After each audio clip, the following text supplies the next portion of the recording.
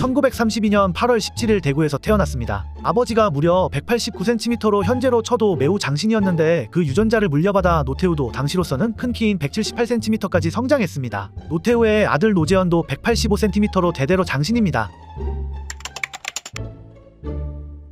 학창시절 공부를 잘했고 학업에 흥미도 높았다고 합니다. 중학생 때 말라리아에 걸려 생사를 오가는 고생을 했고 건강을 되찾자 사람들의 생명을 구하고자 장래희망을 의사로 정했지만 시간이 흘러 생각이 바뀌었는지 육사 11기에 진학해 전두환과의 인연이 시작됐습니다. 전두환과 생도시절 내내 룸메이트였다고 합니다. 입학 성적은 10위권으로 매우 준수했지만 졸업 성적은 67등이었습니다. 생도시절엔 영어를 특히 잘해 육사 내에서 영어 교관을 할 정도였고 럭비를 좋아해서 럭비부에서 활동했습니다. 육사 졸업 후 오사단 27연대에서 소대장으로 부임하여 군생활을 시작했습니다. 뭐든지 앞에 나서기를 좋아하고 불같은 성격의 전두환과 달리 조용하고 온순한 성격으로 군생활도 평탄하게 보냈습니다. 5.16 군사정변 이후 전두환의 오른팔로서 출세길에 들어섰고 1974년 준장에 진급하면서 구 공수여단장을 맡았습니다. 이후 차지철의 결정으로 청와대 경호실 행정차장부에 임명되면서 정치권에도 발을 들였습니다. 1979년 12.12 군사반란이 일어나자 지휘하던 구사단 29연대 병력을 동원하여 반란 성공에 기여했습니다. 전두환이 5.17 내란으로 정권을 잡는데 성공하자 전두환의 오른팔로서 정권의 핵심 인사로 떠올랐고 1981년 7월 15일 대장으로 예편하여 민간인 신분이 되었습니다. 이후 정무 제2장관, 체육부 장관, 내무부 장관, 올림픽 조직위원장 등을 역임하며 전두환의 뒤를 바쳤습니다. 1987년 6.29 선언으로 대통령 직선제를 받아들인 전두환은 퇴임 이후에도 권력을 잡고 있기 위해 조용하고 온순한 노태우를 말 잘 듣는 대통령으로 앉혀 상황 노릇을 하기로 마음먹었습니다. 전두환은 대대적인 지원을 해 결국 노태우를 당선시켰습니다. 하지만 노태우는 대통령이 되자마자 전두환과 선긋기에 나섰고 전두환을 백담사로 보내버렸습니다. 전두환 시절 유치에 성공한 88 서울올림픽 개회식에조차 전두환을 초대하지 않으며 철저하게 지워버렸습니다. 전두환은 이런 노태우에게 엄청난 배신감을 느꼈다고 하며 둘은 노태우의 재임 기간 내내 한 번도 만나지 않았습니다.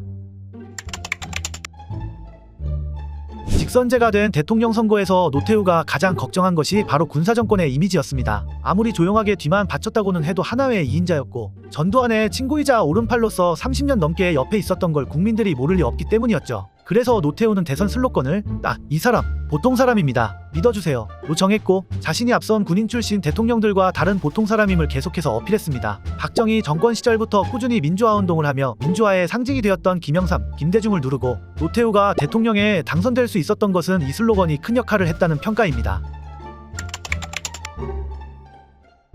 이 대선은 확실히 노태우에게 운이 많이 따랐습니다. 대중들이 내리에 강렬하게 남은 보통 사람 슬로건도 있었지만 결정적으로 야당 후보인 삼김이 단일화의 실패에 표가 분산된 영향이 가장 컸습니다. 게다가 대선 17일 전 북한에 의해 대한항공 858편 테러 사건이 일어났고 안보 불안감이 조성되면서 노태우에게 유리해지기도 했습니다. 결국 36%라는 역대 최저 득표율이자 현재까지도 유일한 30%대 득표율로 당선된 대통령이 됐습니다.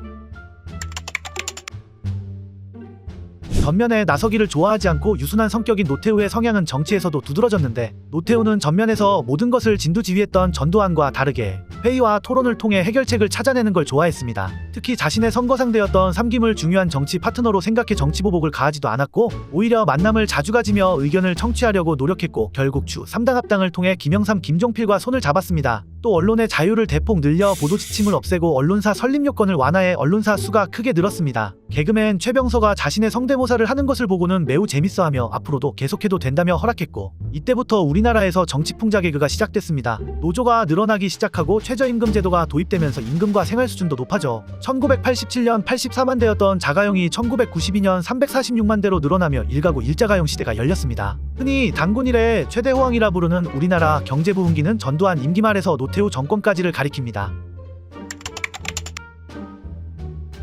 집권 초기 군사정권 이미지를 지우기 위해 유화정책을 펼치다가 결국 점점 공포정치의 길로 들어섰습니다. 1990년 1월 3당 합당이라는 정치적 대형 이슈가 터지고 이에 반발한 운동권에서 연일 시위를 벌이자 공권력을 투입해 강경 진압하는 과정에서 학생들이 경찰의 구타와 발포로 사망하거나 분신자살하는 일들이 일어났습니다. 1990년 10월에는 국군보안사령부에 민간인 사찰이 탄로나기도 해 기무사령부로 축소 개편됐고 KBS에 친여 성향의 사장을 부임시키면서 국영방송을 꼭두각시로 만들려는 시도도 했습니다. 또 재임 기간 내내 국고를 횡령해 약 5천억 원의 정치비 자금을 조성한 걸 인정했고 결국 이는 1995년 전두환과 함께 구속되는 빌미가 되었습니다.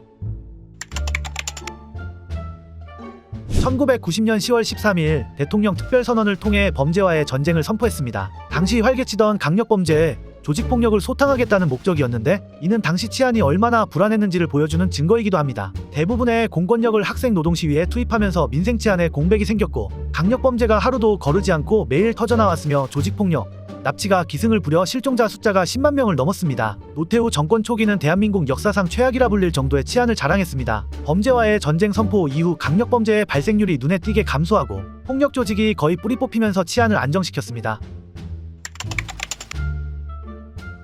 1990년대 들어 공산권이 붕괴되기 시작하자 기민하게 움직여 중국, 구소련 국가들과 수교를 추진해 국제적 입지를 넓혔습니다. 또 남북 고위급 회담을 열어 남북기본합의서를 채택하고 남북한 유엔 동시가입을 하며 북한과의 관계도 개선했습니다.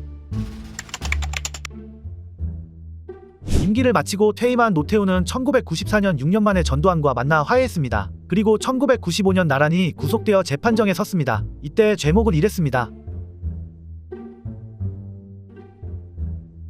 결국 징역 17년과 추징금 2,628억 원의 판결을 받고 수감됐습니다. 참고로 이 추징금은 2013년 완납해 친구와는 다른 모습을 보여줬습니다. 1997년 특별사면으로 전두환과 함께 석방된 노태우는 이후 공식 석상의 모습을 거의 드러내지 않았습니다. 2002년 전립선암 수술을 받은 뒤로 건강이 급격히 악화돼 2010년대에 들어서는 걷지도 못하고 정상적인 의사소통도 불가능한 정도가 됐습니다. 2014년 손해위축증으로 투병생활 중인 노태우의 자택을 전두환이 방문해 "이 사람아, 나를 알아보겠는가?" 라고 물었고 옆에 있던 부인 김옥숙이 "알아보시면 눈을 깜빡이라고 하자 눈을 깜빡였다고 합니다. 5.18 민주화운동 폭력 진압에 대해 반성과 사죄를 표현했습니다. 2020년 5월 29일 아들 노재현이 거동이 불가능한 노태우 대신 광주에 방문해 13대 대통령 노태우 5.18 민주혁명을 추모합니다 라고 적힌 조화를 헌화하였고 피해자와 유가족들이 이제 됐다고 말씀하실 때까지 무릎을 꿇을 것이라고 말했습니다. 2021년 10월 26일 투병 끝에 향년 88세를 일기로 사망했습니다. 공교롭게도 박정희와 기일이 같습니다. 전직 대통령 예우를 박탈당했지만 다음날 국무회의를 통해 국가장을 치르기로 결정했고 국가장법에 명시된 대로 서거라는 표현을 사용하기로 했습니다. 고인이 원했던 파주 동화경모공원에 안장되었으며 국가보존묘지로 지정되었습니다.